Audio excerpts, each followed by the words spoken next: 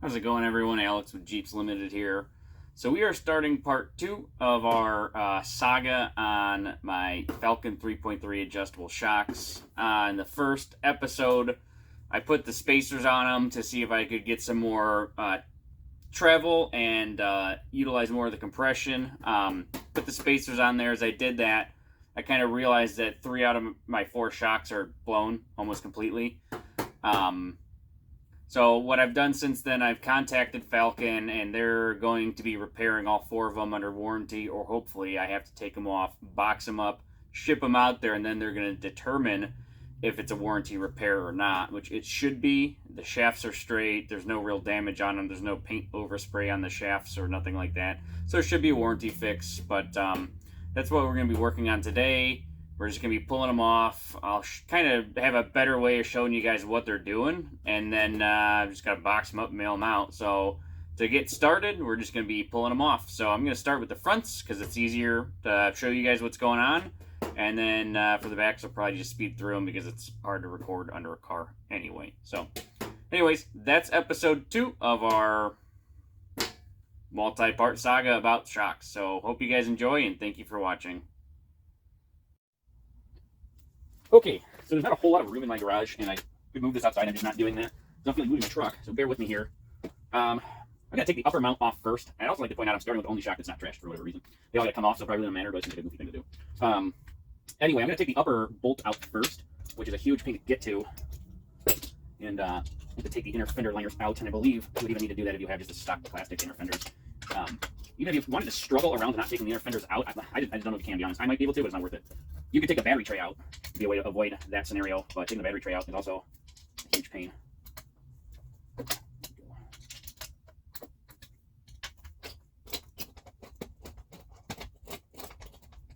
We never did end up going on that wheeling trip to the local off-road park that we were going to go on. So I half-assed washing this, and now it's just dirty. Needs to be cleaned. I just pulled these a week ago. Save myself the hassle. But oh well. Sometimes things get canceled, I guess.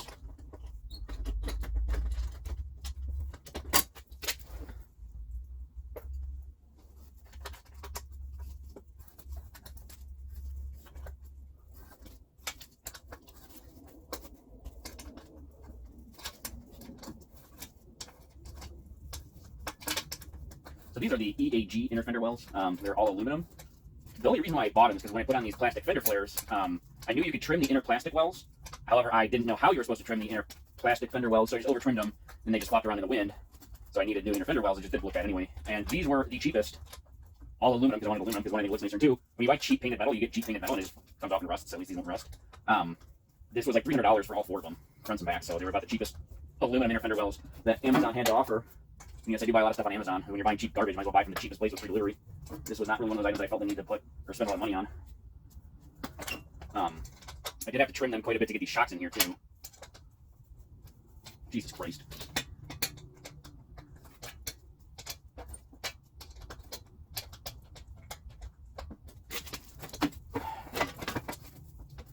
I'm sure if I spent more money on these probably wouldn't be all stupid spots hard to get to, but you know, I could get them by cheap garbage. Anyway, I don't get why everybody is so concerned about people buying things on Amazon. It's just the same garbage you buy anywhere else. And yes, I have ducks on my dashboard. Come at me. Holy cow.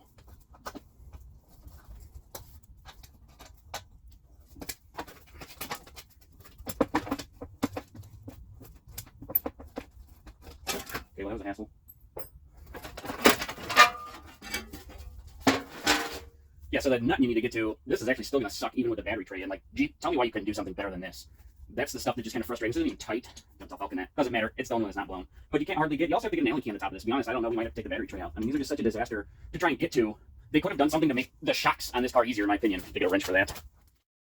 Camera closer, so you guys are really just forced to watch me struggle. I personally think that this is an area of this car, the shocks on a Jeep. Everybody's going to change them.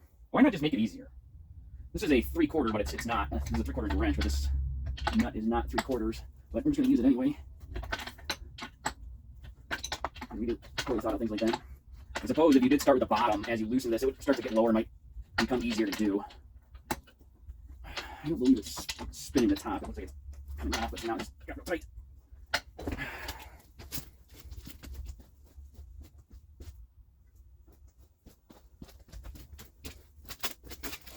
I'm gonna hit that thread with a little bit of PB blaster just to oil enough to make them want to turn more easier. This is just one of those things that's just going to be tight, hard to turn the whole way through, which is pretty irritating.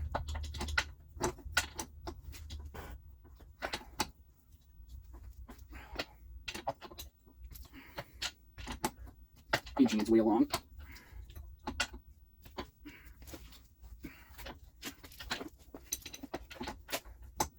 Thanks to every poorly designed part involved here to make me have to do this. Jeep, Falcon, I need you.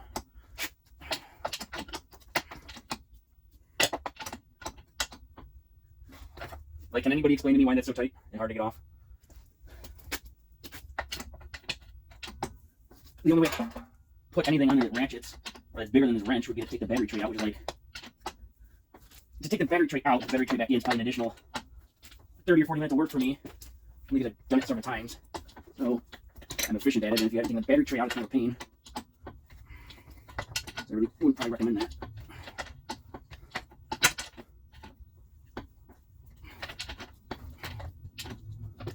So I wouldn't recommend it unless you have to.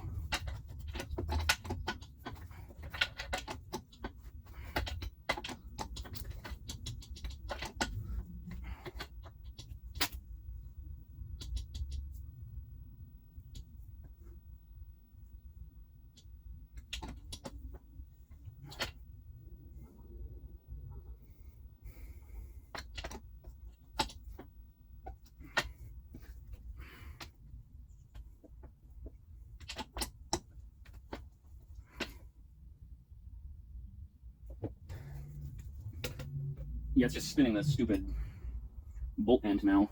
We should have an Allen key at the top. I don't know how I put this in, to be honest.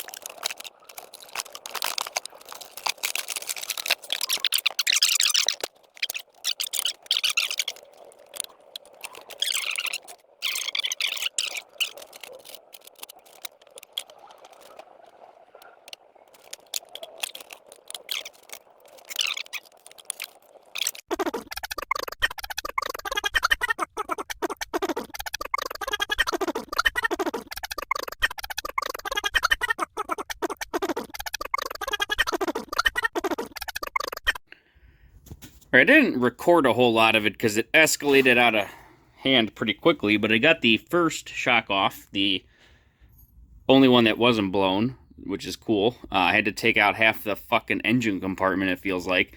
And on top of that, it broke. I got screwed, and I had to cut the shock off. So that's real neat. There's a little on the nut, or not on the nut, but on the top of the shaft, a little spot for an Allen key to hold it, and it broke right there. It cracked. So you couldn't keep an Allen key in there, it would just slip.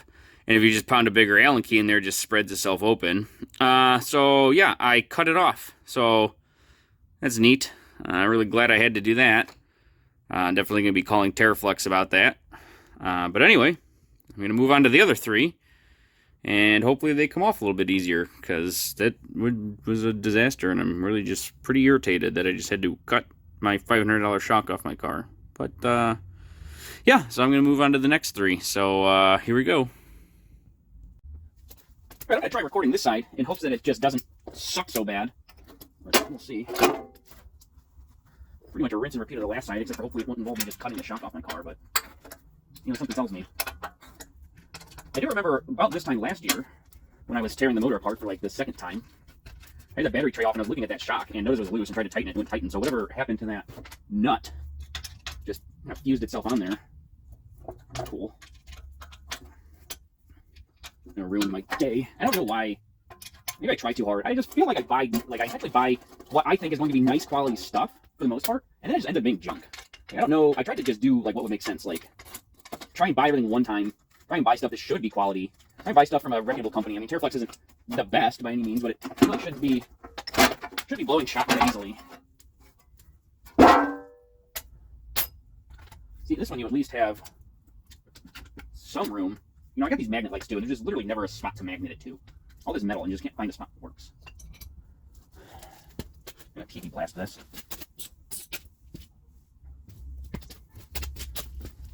I think that did anything for us last time.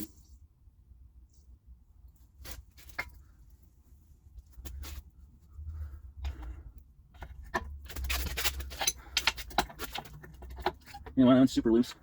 Put the ratchet on there before it's stuck. You know what, that's more probably what these are supposed to do, huh? Just spin real easy, huh?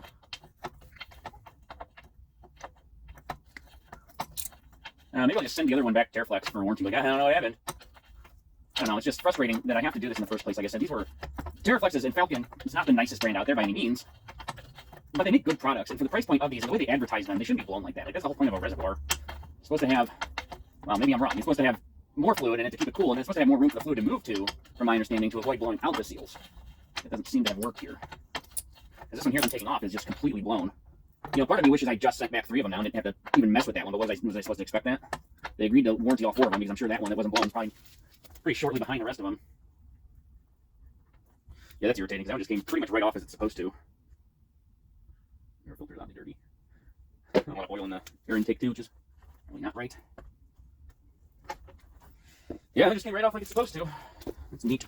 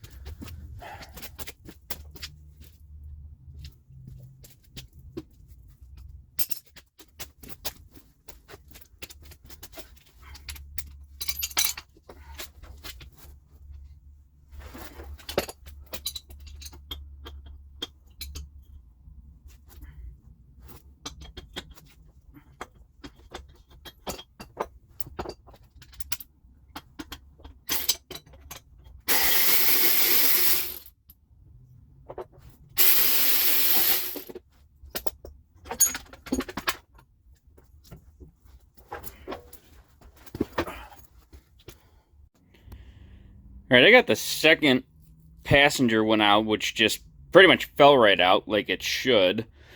This one's completely blown. You can tell because it's compressed and it doesn't even extend on its own. So this one's just completely gone. I don't even know how long it's been like that for, so who knows. But yeah, that one's out. That one came out real nice. I'm going to go ahead and take the back 2 out and call it a night because I'm pretty irritated at this point. So, yeah, fun stuff moving on.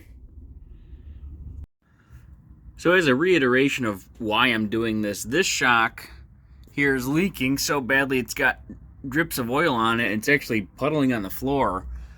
And then you can see up here, it's a little hard to tell, but the whole shock is just covered in oil. I mean, the seals are just so blown that they're just literally dripping oil everywhere.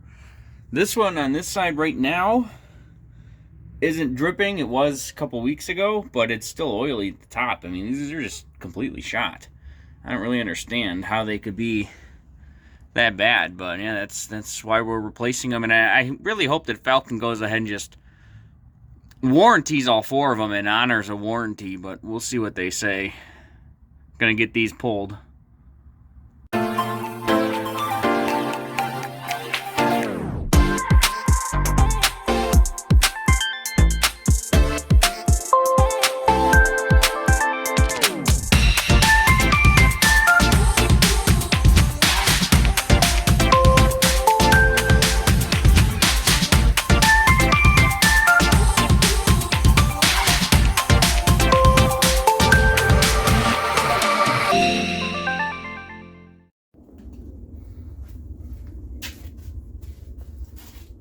Okay, so here's what we got. We got our 2 back shocks out, and this one, if you push it down, this is on setting 1, goes down pretty easily, and then it takes it doesn't extend out very quickly, just put it that way. That one there. This shock which is also a rear setting 1. Is that setting 1? Okay, now it's on setting 1. Still actually not that hard, but compresses up a lot faster. Yeah, I mean, you can see it. Just for the heck of it. Let's see what this one does in setting 3. Okay, on setting 3, it does go down harder, but not as hard as that one was on setting number 2. So this one, front, by far the worst. You push it down, just stays there. Obviously not what it's supposed to do.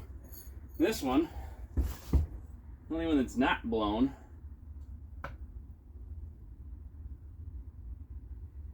yeah, see, that one was actually on setting 3 too. So this one on setting number 1, it's really not hard to push down, and it extends out at a pretty normal rate. But this one had to get cut off because where you put the Allen key in to keep it from spinning, cracked, broke. So that one was okay. Now it's junk. This one, actually right now that's doing really bad. This is actually in setting 3. So that's supposed to be its best setting. Let's see if we can extend that out some.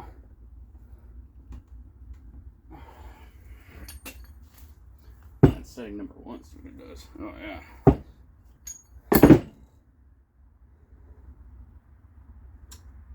Mint.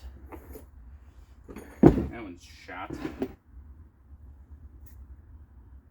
Yeah, so that's setting number 1.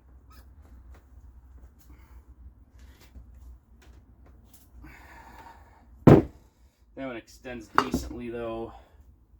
That one was in setting number 2 when we tried it. I take the back 3. So now it's in setting number 1. It's just,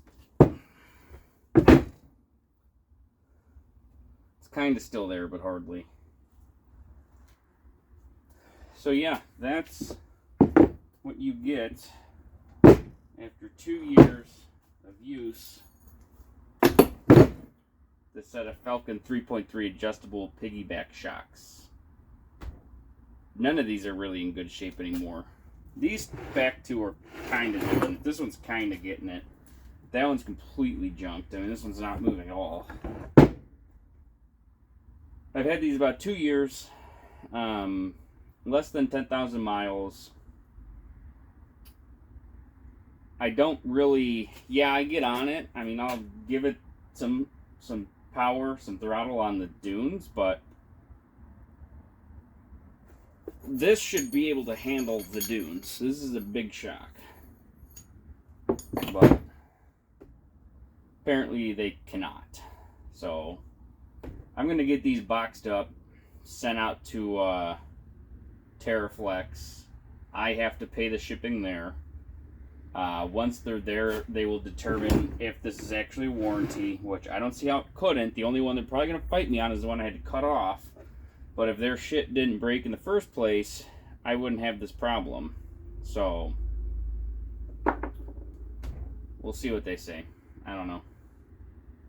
I'm going to get these boxed up, sent off, and then I'll let you guys know what they say, and hopefully they get these rebuilt and back to me pretty quickly. So that'll be later in this video, so stay tuned. Alright, so we just got the shocks back from Falcon.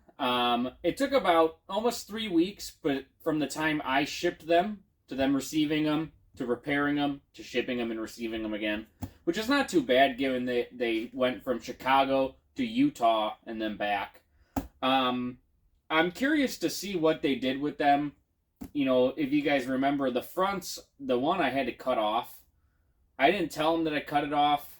I did send them the broken bolt back with it.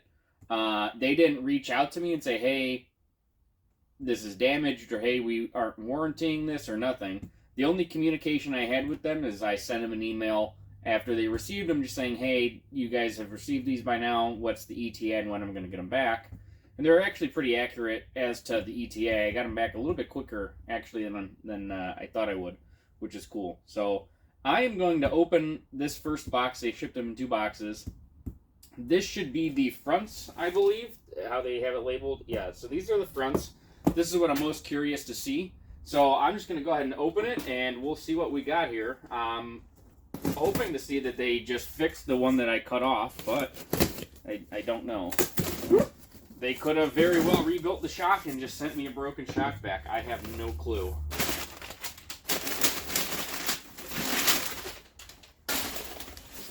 Right off the get-go, there's a bag of bushings here for the top shocks, which some of them are dirty, so they might have been the bushings I sent.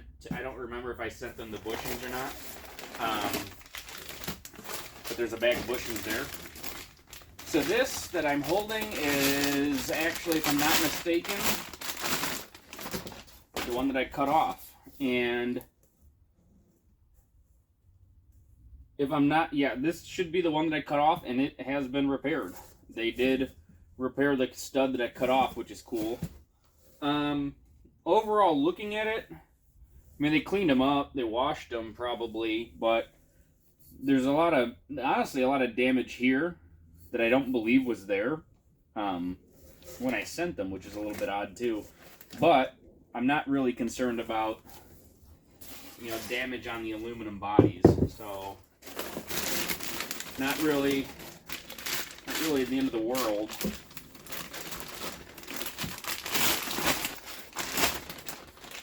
Yep, that other one's definitely the one I cut off, and because I can tell that this shaft is not new. Otherwise, this one looks better than that one as far as like beat upness, which they might have beat that one up trying to fix my mistake. So overall, so far, that looks good. I'm really happy to see that they fixed that shock and didn't turn around and try and nail me with some, oh, we didn't. We gotta check. Maybe they sent some stickers. No. I'm glad to see that they fixed that and didn't actually just turn around and blame me and say, hey, we're not going to fix this, or charge me to fix it. This box should be the rears.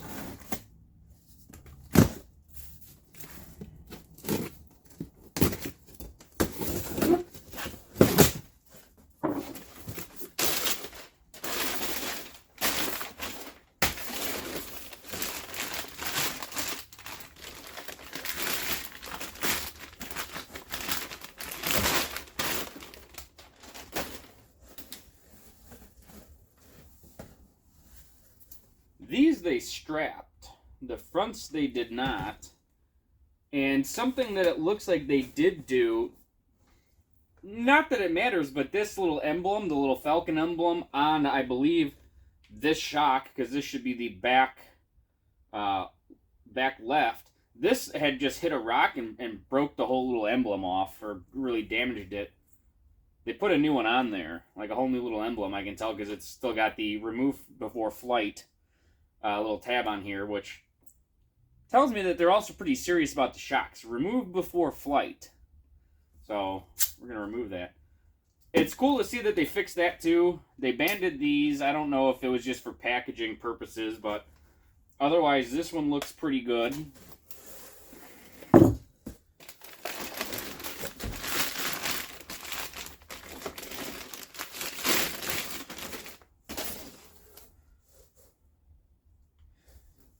You know, I didn't really pay that much attention to the overall quality of the shock bodies. I know they were beat up, but they definitely have a lot of roughness to them. It might have been like that when I sent them. I'm not sure. Again, I'm not going to complain about it too much. But otherwise, this one looks good too. So these feel real nice. So it's good.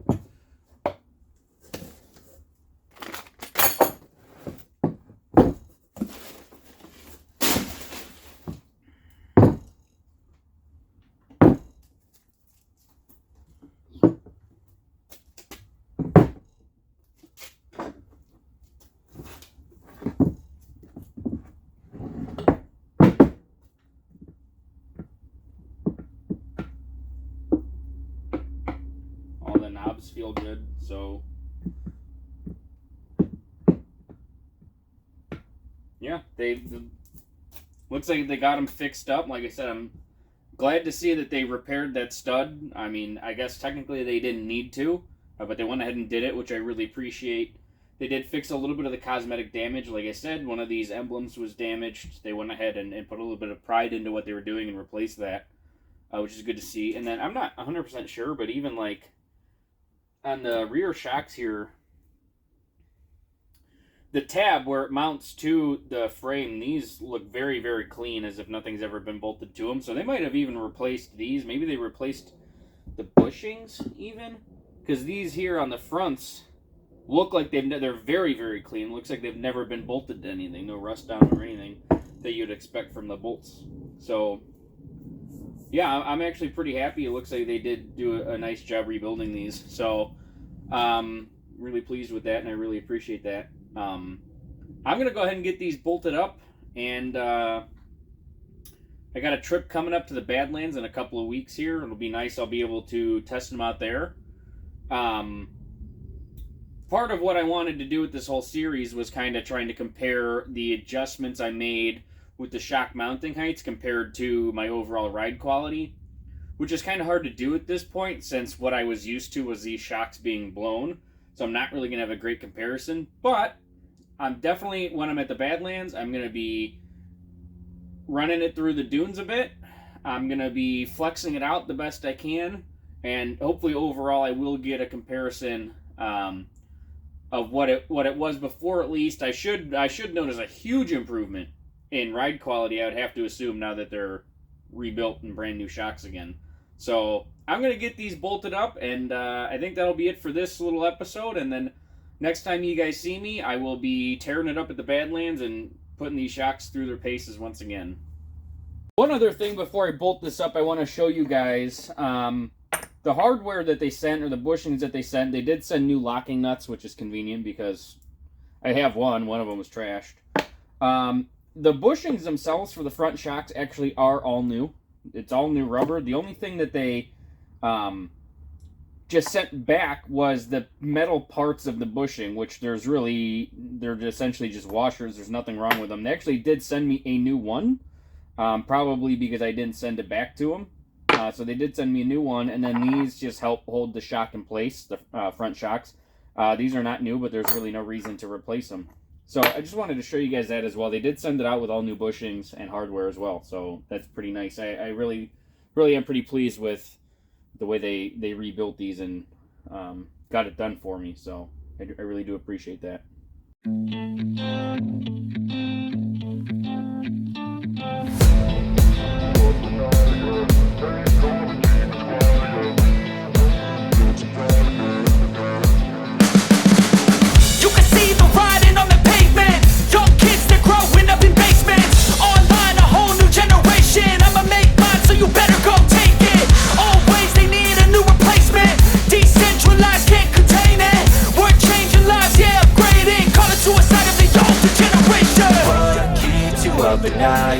Make all the demons quiet, yeah. We were built to thrive, yeah. I think that we've all had enough. What keeps you up at night, yeah.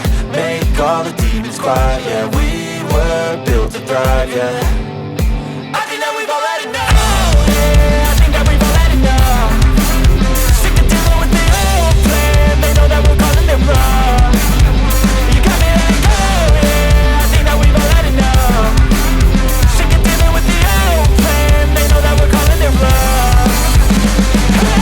It's too late to try to go contain it. A generation fueled by creation. We live lives on a small screen nation. We control the airwaves, no negotiation. I refuse to think we need saving. Something good will come from creation. And when we think that the world is too anxious, we'll adapt, evolve, survive, and save it. What keeps you up at night, yeah. Make all the demons quiet, yeah. We were built to thrive, yeah. I think that we've all had enough. What keeps you up at night, yeah. Make all the demons quiet, yeah. We were built to thrive, yeah. I think that we've all had enough. Oh, yeah, I think that we've all had enough. Sick of dealing with the old plan. They know that we're calling them wrong. You got me like, oh yeah, I think that we've all had enough.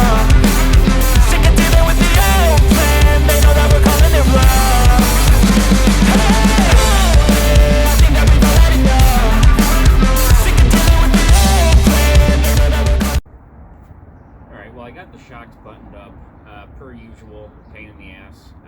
Took me about 2 hours just to get those on, which is extremely long for a shock job, but it's usually how it goes with this vehicle. So anyways, that's it for this episode. I'm going to take it to the Badlands. I'm going to flex it out a whole bunch. I'm going to run it through the dunes a whole bunch and kind of see how it does, see if I notice any difference from what I remember it being before. But like I said, it's a little bit difficult for like a basis of comparison on the dunes and stuff because they were blown for God knows how long.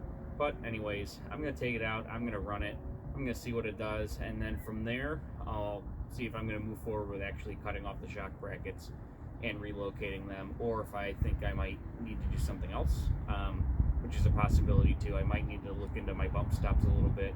I have hydraulic bumps in the front and some nice sumo springs in the rear, but those might need some adjusting too to get the perfect ride quality. So anyways, thanks for watching. Stay tuned for the next video.